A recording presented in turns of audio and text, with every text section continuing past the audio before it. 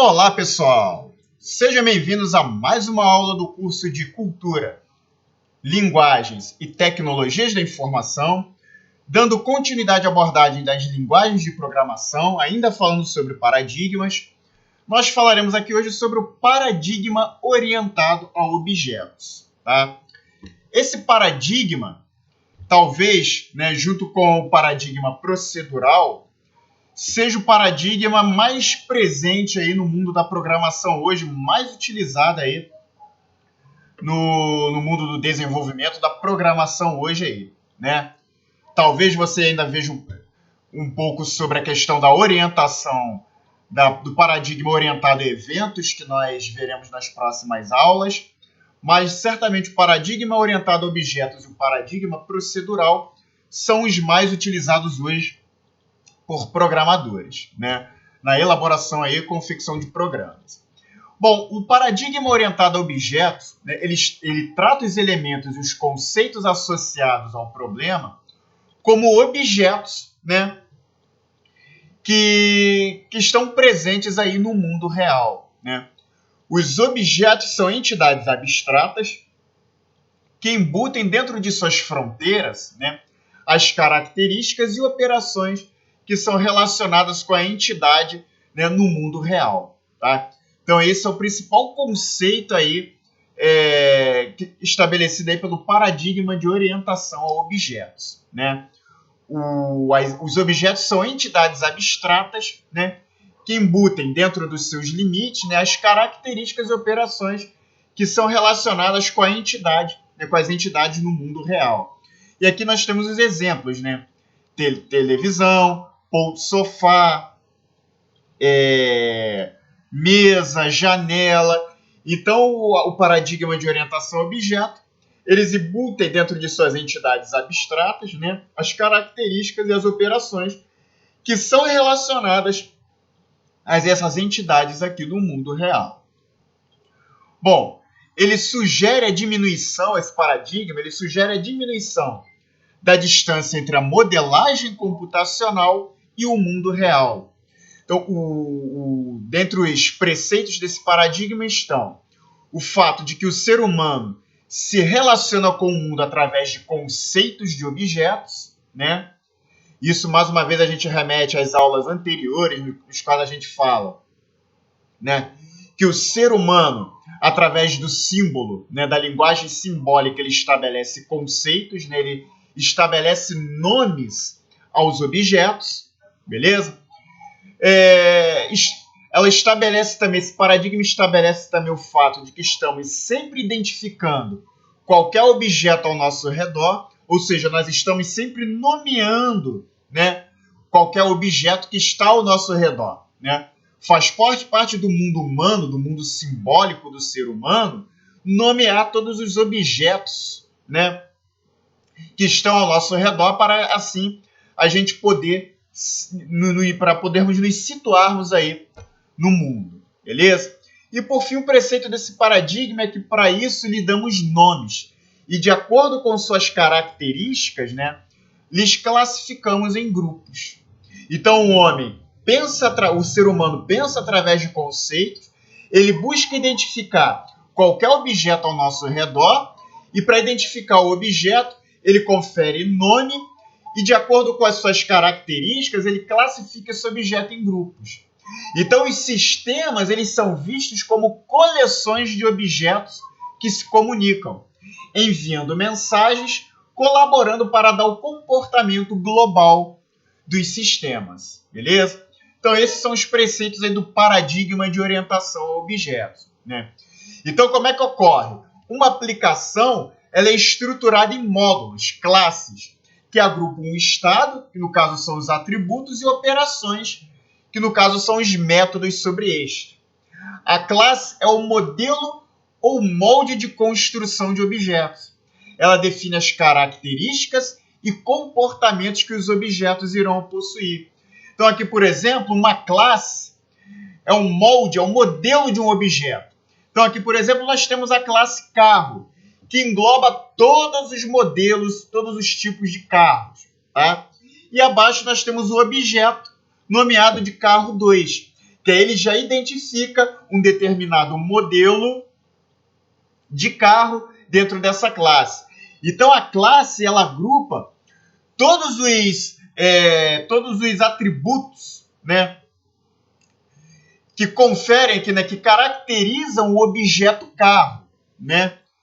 Qualquer tipo de carro, ela reúne todos os atributos que caracterizam o carro. E dentro dessa classe nós temos os objetos, né?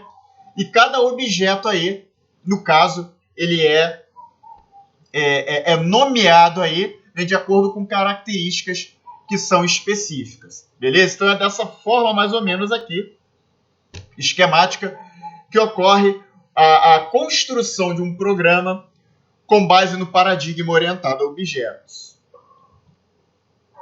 Então, a orientação a objetos permite que classes possam herdar as características e métodos de outra classe para expandi-la ou especializá-la de alguma forma. Então, a herança também é um preceito do paradigma orientado a objetos. Então, aqui, por exemplo, nós temos a classe transporte, né? Dentro da classe transporte, nós podemos ter outras subclasses, como transporte aquático, como transporte terrestre e transporte aéreo. E dentro dessas subclasses, nós temos aí cada tipo de transporte. Nós temos um tipo de transporte aquático, que é o barco, um tipo de transporte terrestre, que é o carro, e um tipo de transporte aéreo, que é o avião.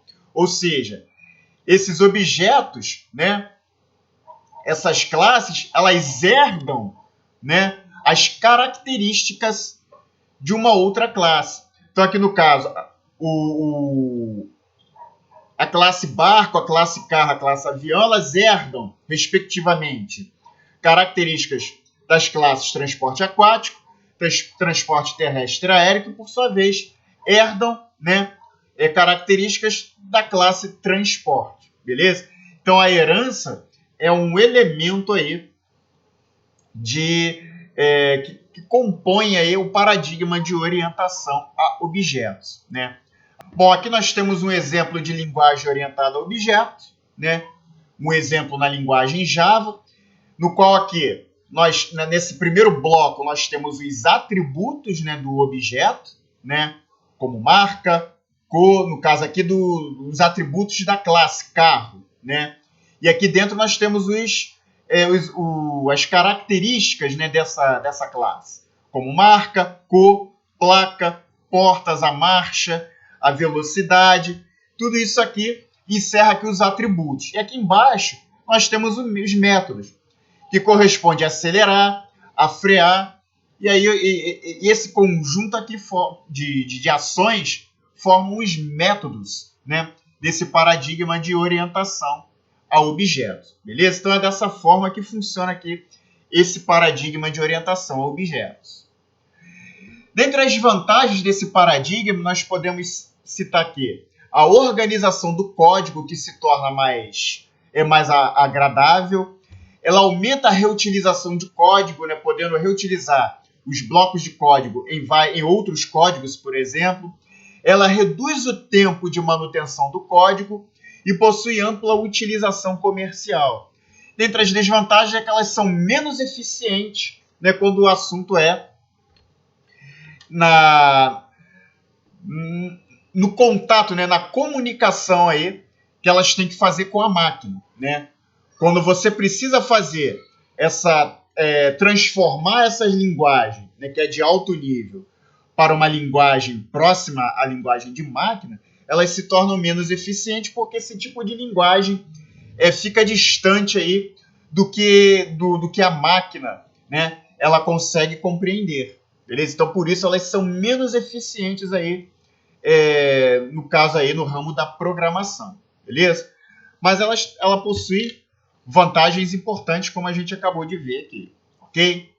Então, dentre os principais exemplos de linguagens orientadas a objetos, nós podemos citar a C++, a C#, a Java, a Python, JavaScript, PHP, Ruby. Né? Essas linguagens, muitas delas são utilizadas de acordo com o paradigma procedural, mas também podem ser utilizadas aí, é dentro do paradigma de orientação a objetos, né? Conforme eu falei para vocês em aulas passadas, né, algumas aulas atrás, uma linguagem ela pode encarnar vários paradigmas dentro dela, né? Elas não necessitam ficar presas a um paradigma.